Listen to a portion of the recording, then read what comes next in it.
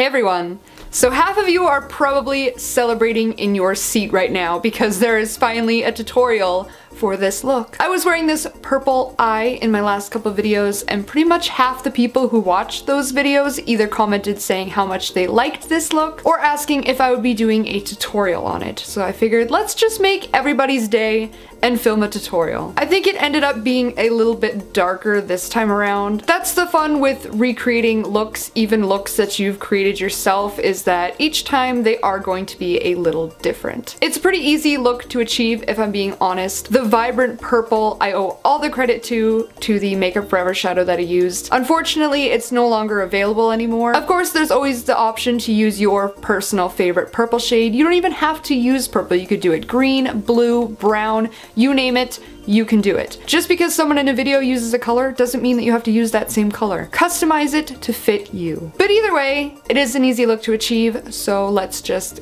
get into it. The very first shade we'll be placing is a warm light purple into our crease, pulling it in much further than I usually would. By using small circular motions to lightly apply the color, it will do half the blending for you. I also used back and forth sweeping motions to fade the color onto the outer half of my lid.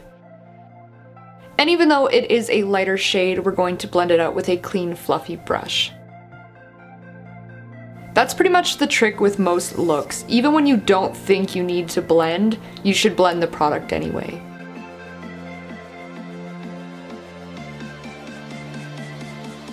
Using a more precise tapered crease brush, I applied this super vibrant purple shade in the same manner as before, I just didn't pull it out as far.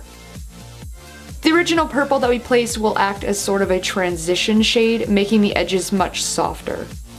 It also adds a neat, cooler to warmer color fade kind of effect, if that makes any sense.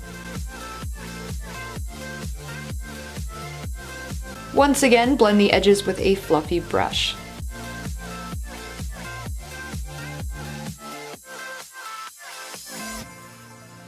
The color was looking pretty uneven and patchy in the viewfinder of my camera, even though it wasn't in person, so I went back in with the same brush that we applied our first light purple shade with, and using whatever product was left on the brush, I lightly went over and blended the very edges. I thought this was a situation of better safe than sorry. For the opaque purple lid, I used a cream liner from ColourPop and applied that using a small synthetic brush and applied it in small sections since it does dry down pretty quickly. Their cream gel colors don't work very well as eyeshadow bases, but they do work great in place of eyeshadows like I've done for this look. To gradually fade the cream liner out, I simply started picking up less product while lightening the pressure of my brush. It kind of starts to skip in areas, and that's what creates that fade at the normal viewing distance. But to help it fade a little easier, I went back in with that bright purple and dabbed or pressed my brush over where the two colors meet. If you sweep the color on rather than pressing it on, it could cause the cream liner to flake off, and that's not what we want. I also applied that vibrant purple to my lower lash line and blended downwards to pull the color out slightly.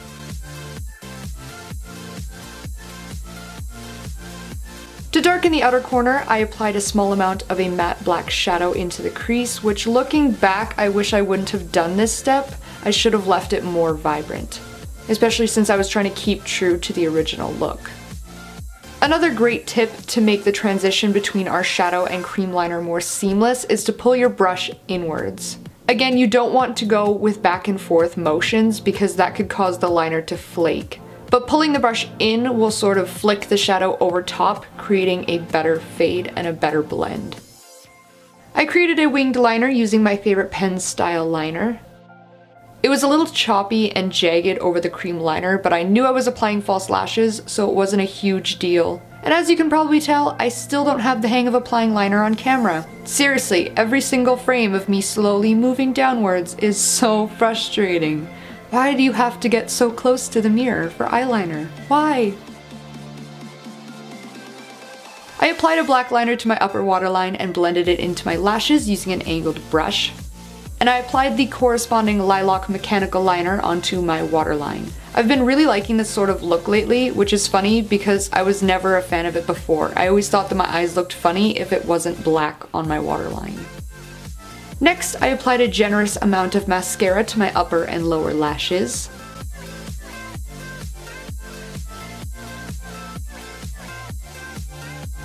And I almost completely forgot a step. I added this iridescent shadow onto my inner tear duct area just to bring everything more together. For lashes, I used these more natural ones from Ardell. I also used my trusty Duo Lash Adhesive and my lash placement tool to apply them.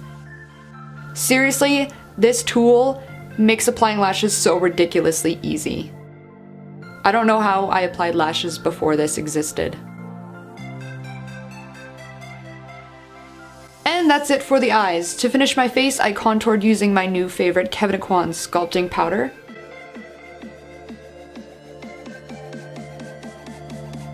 To keep with the springtime feel, I went in with a soft pinky purple blush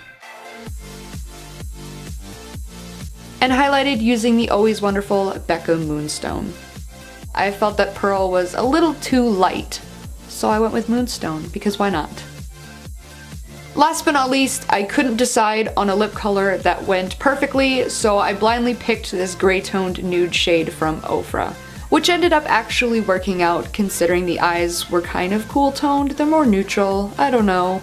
It's just a really fun, vibrant look, and even though it turned out different than the original, it's not really that much different, but I'm still a huge fan of this look.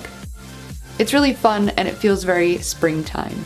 And that completes the look. As always, I will have a full list of products used down in the description as well as up on my blog. Like with the rest of my tutorials, if you happen to recreate this look for yourself, whether it be purple or blue or green or brown or maybe even rainbow, if you recreate the look, be sure to hashtag or tag me on social media so I will see it, because I absolutely love looking at the looks that you guys recreate. I'll never know if that's a proper sentence. I'm just gonna keep saying it though. That's like my trademark. If you enjoy seeing tutorials from me, be sure to like, comment, and subscribe to show your support so I will know, and then I will keep on making them. And yeah, that's pretty much it. So I hope you found this tutorial helpful, and I hope that you could take some inspiration from it and that you enjoyed it. And I hope that you're all having a fantastic day, and thank you so much for watching.